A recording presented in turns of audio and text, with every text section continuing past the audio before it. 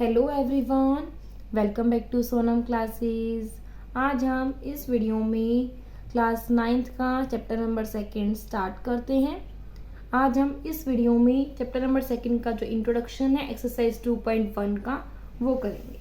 देखो, सबसे पहले चैप्टर का नेम क्या है हमारे पास? पोलिनोमियल्स। ठीक है, पोलिनोमियल्स हैं। पोलिनोमियल्स 2 वर्ड से मिलके बना है, पोली और सेकेंड वर्ड क्या है? नोमियल्स।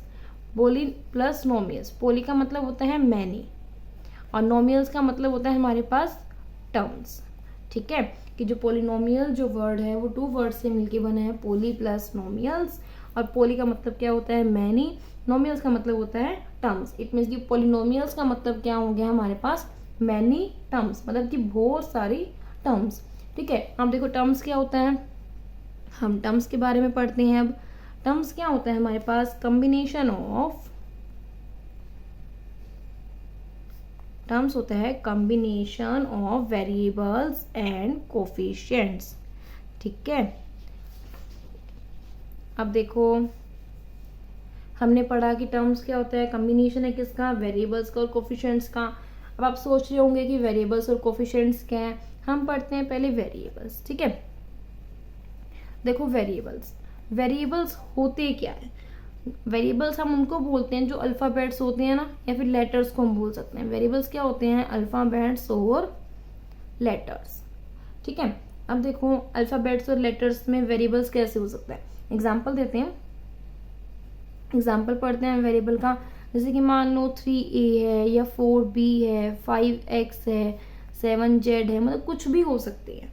ठीक है, या फिर हम ये भी 7z + 2y भी ले सकती हूँ मैं, मतलब कुछ भी। वेरिएबल्स में क्या होता है, जैसे कि यहाँ पे a है, यहाँ b है, यहाँ पे x है, यहाँ z है और y है, ये क्या होते हैं हमारे पास? वेरिएबल्स होते हैं।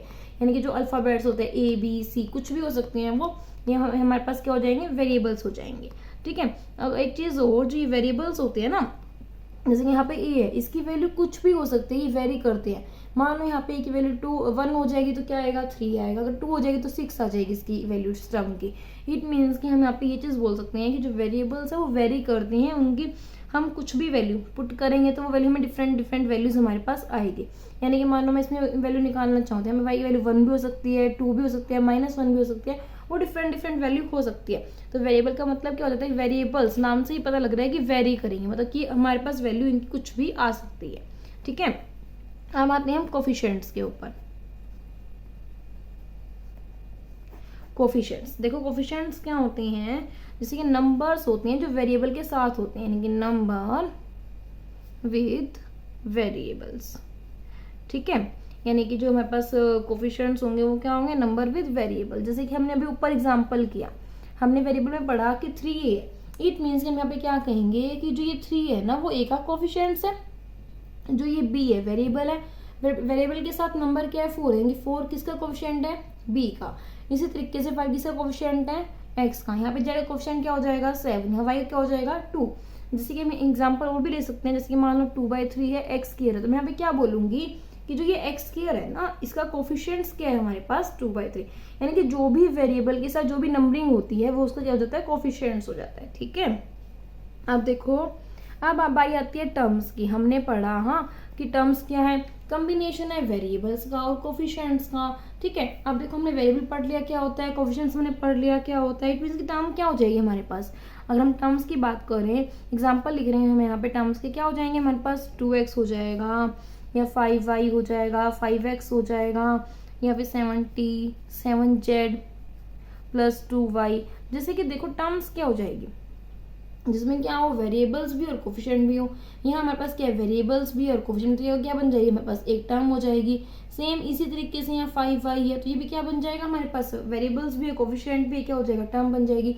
सेम यहाँ पे 5x है, तो ये भी क्या हो जाएगी? टर्म हो जाएगी। 7t भी इस तरीके से हो जाएगी। यहाँ पे देखो 7z + 2y है। ठीक है, यहाँ पे देखो एक टर्म तो 7z बना रही है और एक टर्म क्या बना रही है? 2y। तो बस क्या हो जाएगी? 2 टर्म्स हो जाएगी हमारे पास। ठीक है, अब समझ में आया होगा कि वेरिएबल्स क्या है, फिर क्या आया कोफिशिएंट्स क्या है, देन फिर हमारे पास टर्म्स क्या होती है। ठीक है, अब क्या होता है? देखो हमने पढ़ा पोलिनोमियल में क्या बना था कि मैनी टर्म्स, बहुत सारी टर्म्स। हमने टर्म्स पढ़ ली कि टर्म्स क्या है। जब बहुत सारी टर्म्स इकट्ठी आएंगे हम क्या बोलेंगे? हम पोलिनोमियल बोलेंगे। मैं यहाँ पोलिनोमियल का एग्जाम्पल दे दूँ। ठीक है, कि पोलिनोमियल का एग्जाम्पल, पोलिनोमियल है क्या। देखो हम एग्जाम्पल ले रहे हैं यहाँ पे क्या, 7x² प्लस 4x प्लस 3। ठीक है, मैं यहाँ पे एग्जाम्पल ले रही हूँ। मैं यहाँ पे बहुत अच्छे से क्लियर करती हूँ कि हमने यहाँ पे ये चीज़ क्या क्या है। 7x² प्लस 4x प्लस 3 ले रहे हैं। अब देखो यहाँ पे सबसे पहले ये 7 है, ये 7 क्या हो जाएगा हमारे पास, कोफिशिएंट हो जाएगा। 7 इज कोफिशिएंट, किसका कोफिशिएंट हो जाएगा, 7 हमारे पास x² का हो जाएगा। ठीक है, अब ये x² क्या है हमारे पास, x² तो वेरिएबल में आ जाएगा। जैसे कि यहाँ पे x है, ये x² है, ये क्या हो जाएंगे हमारे पास वेरिएबल्स। यहाँ पे लिख देती हूँ मैं इनका कि दोनों दोनों x और x यहाँ पे क्या हो जाएंगे हमारे पास, ये वेरिएबल्स हो जाएंगे। ठीक है, और जो ये 4 है यहाँ पे, ये 4 क्या हो जाएगा, 4 इज कोफिशिएंट्स ऑफ, किसका कोफिशिएंट है 4 हमारे पास, x का कोफिशिएंट हो जाएगा। और जो ये 3 है, ये क्या हो जाएगी हमारे पास, कांस्टेंट टर्म। कांस्टेंट टर्म कैसे हो जाएगी, जैसे कि हम यहाँ पे 3 है, 3 की वैल्यू कभी चेंज नहीं होगी, हमेशा 3 रहेगी। बट यहाँ पे देखो अगर मैं x को 1 पुट कर रही हूँ, वैल्यू क्या आ रही है, 4 आ रही है। अगर मैं 2 पुट कर रही हूँ तो वैल्यू क्या आ रही है, 8 आ रही है। अगर मैं 3 पुट कर रही हूँ, वैल्यू क्या आ रही है, 12 आ रही है। इट मीन्स की जो इसकी वैल्यू आ रही है वो चेंज होती जा रही है। समझ में आ रहा है, इट मीन्स की वेरी कर रहे थे, क्या हो गया, वेरिएबल्स हो गया x तो, और यहाँ पे 3 क्या हो जाएगा, कांस्टेंट, इसकी वैल्यू हमेशा सेम रहेगी, चेंज नहीं होंगी। ठीक है, अब देखो हमें यहाँ पे वेरिएबल मैंने यहाँ पे आपको वेरिएबल बताई, वेरिएबल कौन कौन से थे, x² और x क्या है, वेरिएबल्स है। ये क्या है हमारे पास, कांस्टेंट टर्म है। हमने पढ़ लिया कि कोफिशिएंट्स हैं। एक चीज और रह गई, अभी देखो ये 7x के यहाँ पे क्या बन रहे हैं, पूरी पूरी एक टर्म बन रही है, यानी कि 7x के हमारे पास एक टर्म है, और 4x हमारे पास एक अलग टर्म बन रही है, और जो 3 है वो हमारे पास एक अलग टर्म बन रही है। ठीक है, यानी कि यहाँ पे समझ में आया कि अलग अलग टर्म्स हैं, तीन टर्म्स ने मिलके हमारे पास क्या बनाया, एक पोलिनोमियल बनाया। पोलिनोमियल में इतना क्लियर हो गया होगा पोलिनोमियल होता क्या है। ठीक है, अब देखो यहाँ पे जिस डाउट होगा कि x की स्क्वायर है, इसके यहाँ पे देखो जो x के जो ऊपर पावर होती है ना, उसको हम क्या बोलते हैं, ये वाली जो पावर है उसको हम क्या बोलते हैं, पावर। क्या बोलेंगे इसको हम, सी x की 2 है ना, यहाँ पे ये क्या होती है हमें बस पावर होते हैं, x की पावर क्या है, 2 है। ठीक है, और जब मान लो अकेला x हमें दे रखा होता है तो उसकी पावर क्या हो जाती है, जो हमें सिर्फ अकेला x दे रखा है, जब कुछ नहीं है तो उसकी पावर क्या होती है हमारे पास, 1 होती है। समझ में आया इतना। ठीक है, अभी जैसे कि ये तो मैंने आपको नॉर्मली बताया कि पोलिनोमियल्स होता क्या, उसमें मतलब बहुत सारी टर्म्स होती है, वेरिएबल्स होते हैं, कोफिशिएंट्स होते हैं, और मतलब लगा लो कि पावर्स होती है, वो चीज होती क्या है। ठीक है, अब मैं आपको पोलिनोमियल की डेफिनेशन बताऊंगी कि एग्जैक्ट डेफिनेशन पोलिनोमियल की होती क्या है। ठीक है, डेफिनेशन करते हैं पोलिनोमियल। ये तो सिर्फ आपको समझाने के लिए था कि पोलिनोमियल होता क्या है, किस वे से है। अब करते हैं पोलिनोमियल की डेफिनेशन।